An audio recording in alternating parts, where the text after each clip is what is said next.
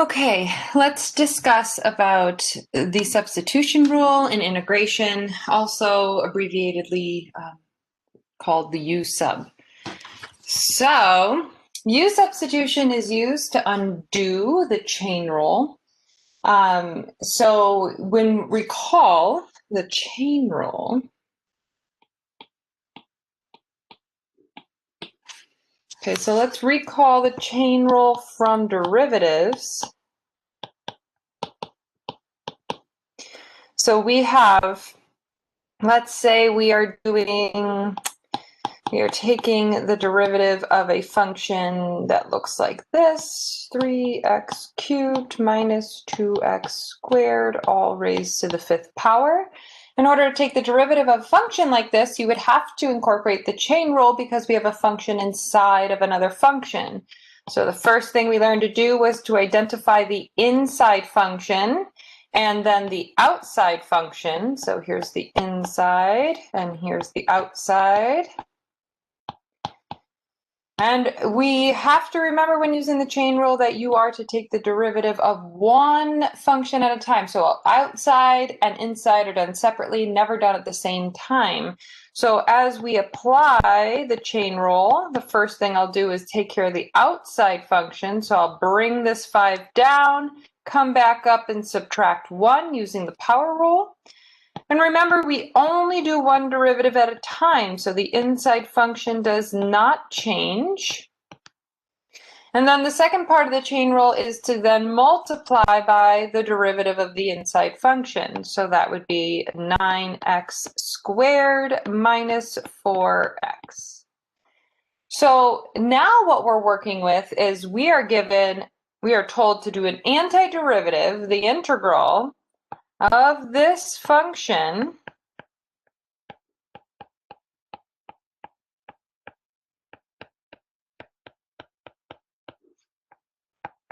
and we're asked to find the original.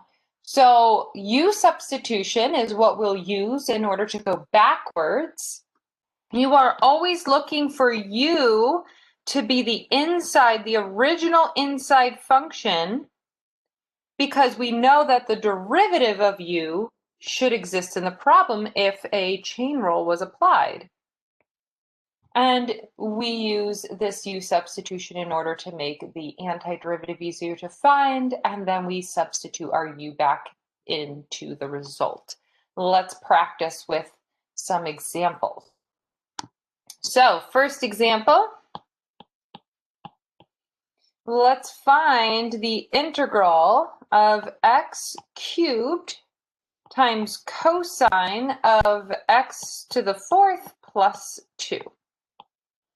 Remember, dx is a notation that says that what is under this integral is a derivative in terms of x, so you know it's not the original function.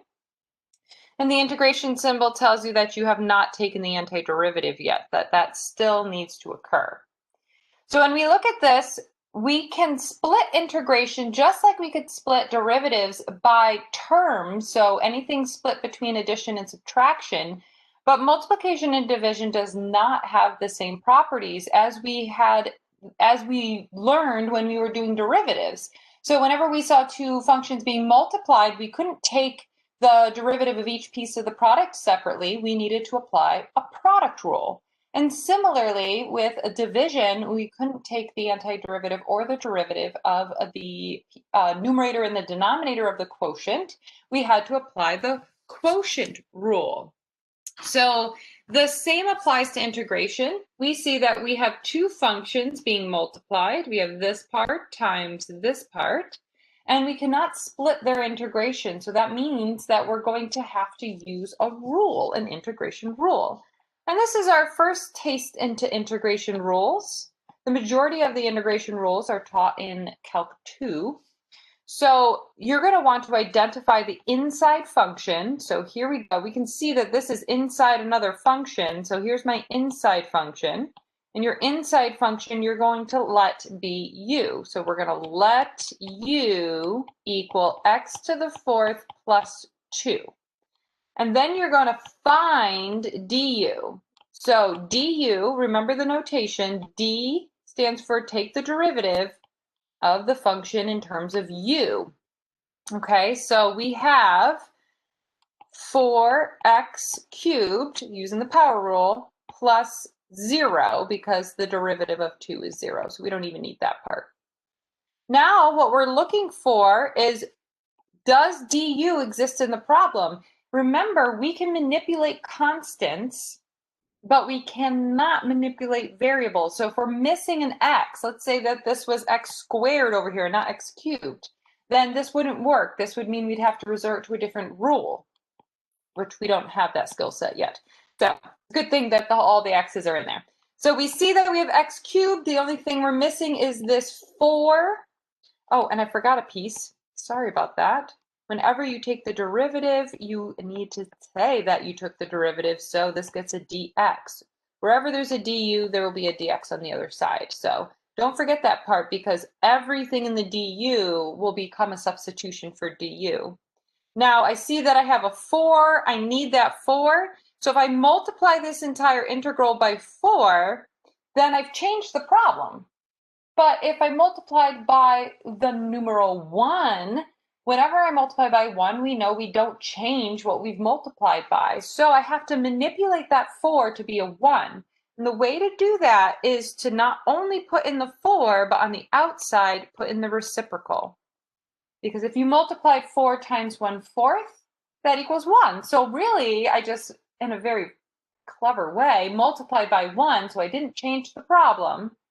And I have that 4 that I need inside. Okay, let me rewrite this with different colors so that we can clearly see how this substitution is happening. So I have 1/4 times the integral. My du, I'm going to put in green, so 4x cubed dx, and that's du. And let's put the inside function, which does not include the cosine part. We'll put the inside function in pink, so that's x to the 4th plus 2. Oops. X to the 4th plus 2. So whatever's pink is going to be replaced with the letter u, and whatever's green is going to be replaced with du. So let's now make that substitution. So we have 1/4 the integral of cosine, and we have u du. So notice that all this green, we made a substitution because according to this, they are equivalent. And whatever's pink, we made the substitution because, again, we have created an equivalent statement. So now what happened by using u substitution is that we've created an integral that is much easier to take the antiderivative of. We are now looking at a basic antiderivative of positive cosine. So the antiderivative of positive cosine is sine, because the derivative of positive sine is positive cosine. So we have sine of u, and don't forget the plus c when we do not have upper and lower limits on this integral. It's called an indefinite integral, and we therefore have to accommodate for a potential constant that when taken the derivative of it had gone to 0. Now the last thing that we have to do is substitute the x's back in for u. So we get 1/4 sine of x to the 4th plus 2 plus c. We wanted to double check that we indeed did the integration correctly. We just take the derivative of this function and we would use a chain rule, and we would see that we would get back to where we started. Let's try another one. So in this example, we're going to take the integral of 2x minus 3 raised to the 4th power dx. Again, you identify the inside function and let that be u. Then you find the derivative of that. So the derivative of 2x is 2. The derivative of -3 is 0. And don't forget to notate that this is a derivative of a function that was in terms of x. So when I look back at this problem, again, let me color code. So we are taking the integral of,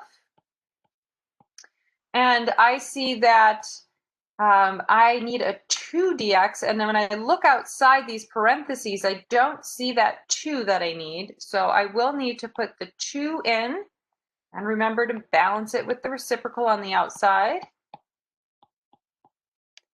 So now let me say that u is the 2x minus 3 in green. And the du is the 2dx that we put in. So now I'm going to make the substitution. So I have 1/2 integral of u to the 4th du. So the substitutions went in. The pink turned into du, the green turned into a u. You want to see it with parentheses around, that might help. But again, we have made this more complicated integral into something that is a straight power rule, or actually the opposite of the power rule. So we're going to add 1 and divide. So if we add 1 to 4, we get u to the 5th. And when we divide, we get 1/5. On the outside, there's still that 1/2. And because there is no upper and lower limits, we have that plus c to account for a constant that may or may not have gone to 0. Last step, I'm going to multiply 1/2 times 1/5. With fractions, you just multiply straight across. So I get 1/10. I replace u with what we made the substitution in terms of x, so 2x minus 3 raised to the 5th plus c. All right, let's try another one. More examples, the better. So in this one, let's take the integral of x cubed times 4x to the 4th minus 1 raised to the 4th power dx. All right, again, I look for an inside function. I let u be 4x to the 4th minus 1. I then take the derivative. 4 times 4 is 16. Come back up, subtract 1, and the derivative of -1 is 0. Write my dx to denote that this is a derivative of a function that was in terms of x. Then I look back at the original problem to see if there's anything that I need. I have the x cubed dx, but I'm missing the 16. So I need to put in that 16. And I need to put the reciprocal on the outside so that I am multiplying by 1 and therefore not actually changing the problem. So I have 1/16 integral.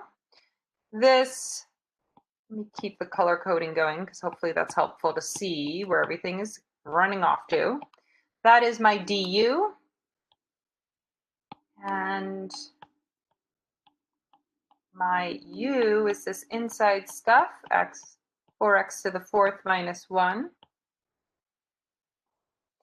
So let's make our substitution. So we have 1/16, the integral. The green is going to turn into du. The pink is going to turn into u. And again, we have a similar outcome to the last example. So we have 1/16, add 1 and divide, we get 1/5 u to the 5th plus c. Replace the x function back in for u and multiply the 1/16 times 1/5. So if we multiply 16 times 5, we get 80. So we have 1/80 times 4x to the 4th minus 1 raised to the 5th power plus c as our final answer. Next example. Let's integrate the square root of 5x plus 2 dx. Okay, so this one, I look inside the square root to look for my u. So I let u be that inside function. And then I take the derivative of that inside function, which is just 5 dx. I look back to see if there's anything I need, and I need this 5, so I got to put that in. I got to put the 5 in next to the dx. That is not under the square root, by the way. Okay, and I need to put the 1/5 on the outside to balance the equation. Now, this red part here, the 5x plus 2 is going to become u. The 5 dx is going to become du. So I get 1/5 integral square root of u du. Okay, so when we are in radical form, that makes derivatives and antiderivatives harder to do. So you should always rewrite radical form into exponential. So that's 1/5 integral u to the 1/2 power du. Now we can see that it's undoing a power rule. So if we add 1 to 1/2, we get 3/2. And when we divide, we get 2/3. So we still have this 1/5 out in front, but we get 2/3 u to the 3/2 power plus c. And then we just multiply those fractions in front and replace the u with the expression in terms of x. So that gives us 2/15 5x plus 2 raised to the 3/2 power plus c. If you want to rewrite it in radical form, that is completely up to you, but it's not completely necessary. So that would look like, I'll put an or here because it really doesn't matter if you rewrite it, but 2/15 square root of 5x plus 2 cubed. My square root was too big. There we go. And plus c. Okay, but that's not necessary to rewrite it. Exponential form is fine. I mean, unless the directions of whatever class you're in specifies it. Let's try another one. This one, we're going to take the integral of sine of x over cosine x raised to the 5th power dx. Now recall that cosine of x raised to the 5th is the same notation as cosine with a little 5 between the cos and the x. They're just, this is just a simplified notation on the right, but they mean exactly the same thing. So be aware that either notation can be used, and it's better to write it as this way because you can see the inside function easier and identify the outside exponent a lot easier than if it was written in this notation. At least that may just be my opinion, but I see less mistakes as a professor when students rewrite it as the function raised to the exponent in a more familiar way. So again, we're going to look for that inside function. So cosine x is the inside function here. So we have cosine x. Take the derivative of cosine, we get negative sine. And again, remember to put the dx to indicate that it is a derivative of an original function in terms of x. Then we look to see if we're missing anything. I see that this multiplication of a -1 is needed. So if I put in a -1 inside, I need to put in a -1 on the outside because -1 times -1 is +1. So that's like multiplying by a +1. So I have a negative integral. The negative sine x dx is du. Okay, this whole expression is du. So I'm going to put du up here over. Cosine x is the u. So we can look at it this way, or we can look at it this way. They are equivalent. There's no difference, just depends on how you want to write it or what makes more sense to you. Now, if this was 1 over u to the 1st power, that is a special case. Remember, the antiderivative of 1 over u to the 1st power is natural log, ln u. But this is not 1 over u to the 1st power. Anything other than the 1st power, you have to use your laws of exponents to bring this u to the 5 up to the numerator and then undo the power rule. So that would become u to the -5 power when we bring it up to the numerator. When we add 1 to -5, we get -4, and then we divide. So we get u to the -4 power, and when we divide, we get a -1/4 plus c. So now we're going to want to multiply this negative with this negative to get a positive. And we're going to replace the u with the original expression in terms of x, which is that cosine x. So we get a positive 1/4 cosine of x plus c. Oops, that's a 1/4 cosine of x raised to a negative 4 power. Should never leave negative exponents in your final result because they are not applicable and they're not something that we can actually use when we're trying to solve something. So always rewrite them as positive.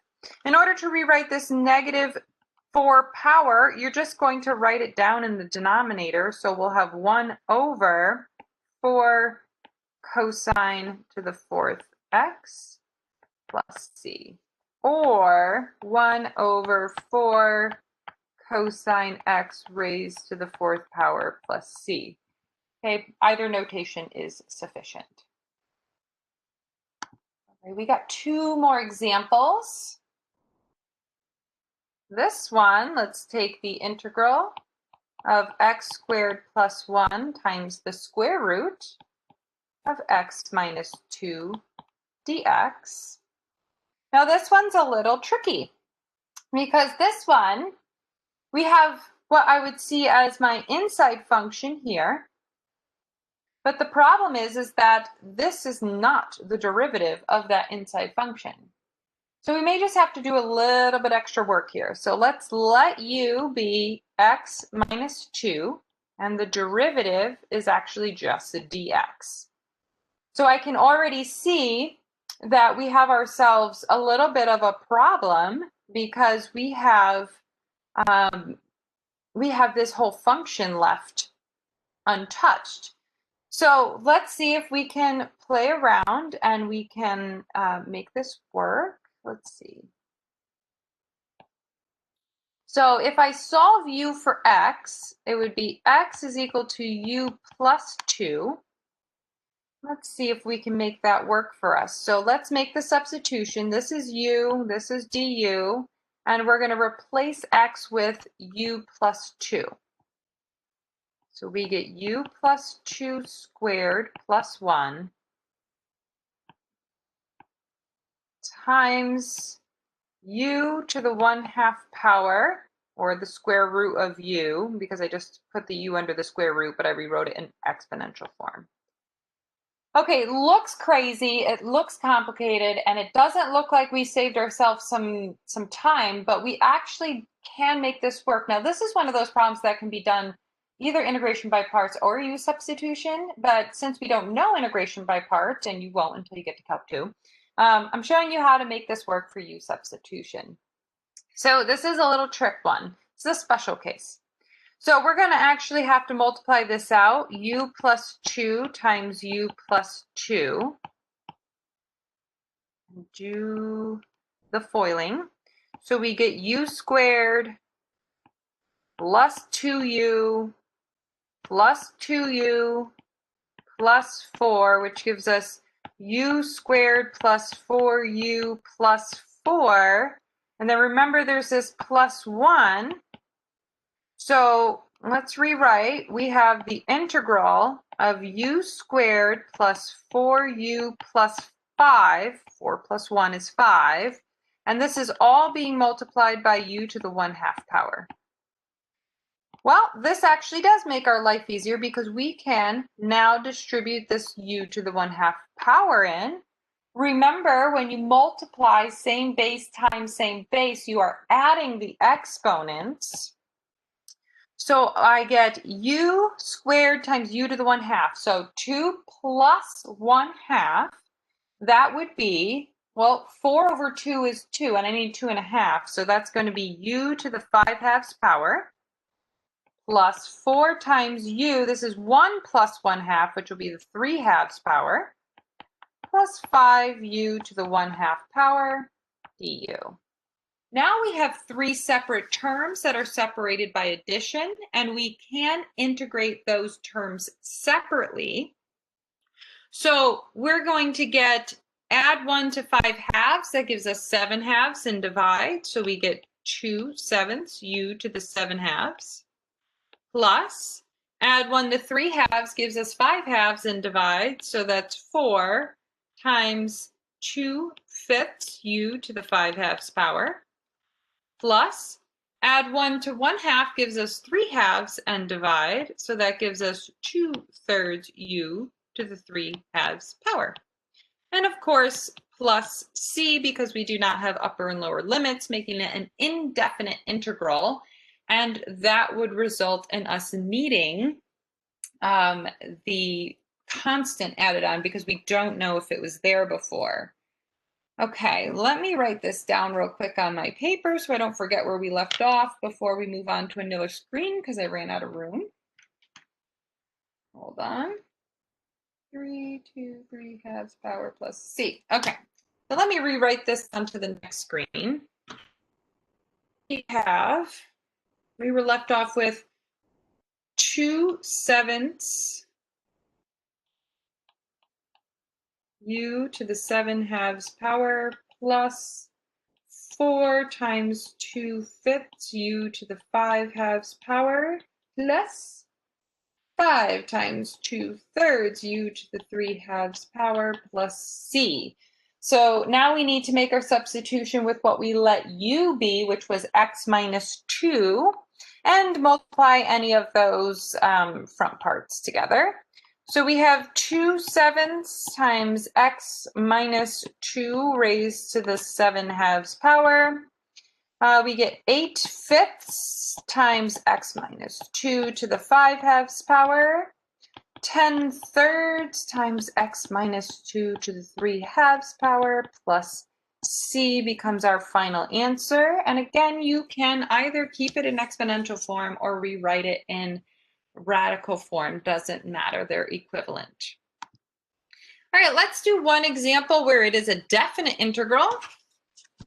So that means it will have upper and lower limits. So let's integrate from 0 to 4, the function square root of 2x plus 1 dx. Okay, so we identify our inside function. U is going to be 2x plus 1. Our du is going to be 2 dx. I recognize that I need a 2 in front of the dx, so if I put that in, I put the reciprocal on the outside. I make my u substitution. So I have the square root of u, du. And again, I'm going to have to rewrite that as u to the 1/2 power. So I have 1/2 integrating from 0 to 4, u to the 1/2 power du. Undo the power rule. So I get add 1 to 1/2, which is 3 halves, and divide. So we get 2/3 u to the 3 halves power. It needs to be evaluated from 0 to 4. And notice that I do not have the plus c because we don't need the plus c when we have a definite integral. But I wanted to emphasize that the 0 to 4 are x parameters, not u parameters. So you do have to make sure you put the x function back in for u before you evaluate from 0 to 4. Now, you could either do it this way, or you can use this equation to change your parameters into u parameters. It's completely up to you. But I've always done it this way, so I usually choose one way that works best for me, and I stick with it. So I'm just going to multiply the 1/2 times 2/3, so I get 2/6, which will reduce to 1/3. Okay, so this becomes 2/6, which reduces to 1/3. So that's where the 1/3 comes from. Replace the u with the 2x plus 1 raised to the 3 halves power, and it needs to be evaluated from 0 to 4. So recall, when we're evaluating a definite integral, we substitute in the upper limit first and then subtract substituting in the lower limit. So we get 1/3 times 2 times 4 plus 1 raised to the 3 halves power minus 1/3 times 2 times 0 plus 1 raised to the 3 halves power. Okay, so we get 1/3, and that's 8 plus 1, which is 9 to the 3 halves power. And that is 0 plus 1. 1 to the 3/2 power is 1. So 1/3 times 1 is just 1/3. So now if you take a look, we have 9 raised to the 3/2 power. Well, the square root of 9 is 3, and 3 cubed is 27. 27 times 1/3 is 9. So this gives us 9 minus 1/3. So we get 8 2/3 is our final answer. And if we were looking at this in a graph, it is the area under the square root of 2x plus 1 from 0 to 4 on the x-axis. This concludes our lesson on U substitution, which is a rule used to evaluate an integral.